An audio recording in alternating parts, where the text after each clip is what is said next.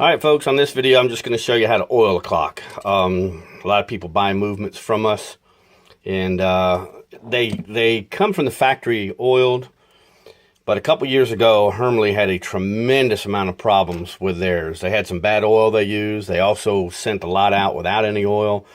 So ever since that, we went ahead and decided that from now on, any movement that comes into our shop to get replaced, we go ahead and just put some fresh oil in it. So basically, what I'm going to do is just show you what needs to be done. And we use the Horse Whitlock's oil, and I'll have a link to it at the bottom of the page to show you where you can get it from. But basically, once you take it out of the package, and I've got gloves on because this is going into another clock, and I didn't want to get my fingerprints all over it. You don't have to wear gloves. But anyways, all you're going to do is basically take your oil pin and oil just ever so slightly every one of the pivots that's in here. I just took the oil and poured it into, when you buy the kit, you just get all this stuff. So I just poured it into a little cap, and we'll go ahead and just start putting it in there. But anyways, just a tiny little bit on each one of these pivots, just to ensure that you're getting some oil in there. The back's relatively easy to do. The front, sometimes there's a few little bushings that are hidden. Sorry about the reflection there. But you have to really look around. You have to move things to look up in there. There's one hidden up in there. You have to get this bushing that's back up in here on the chime side.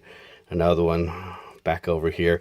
What I don't want you to do is these levers right here, where these ends are. You don't have to oil those. A lot of times people oil them, and later on in a few years, the oil will start drying out and getting gummy, and these won't drop correctly, and your chiming will get off. So don't bother oiling those. A lot of problems that we also see that folks do is they'll get an oiling.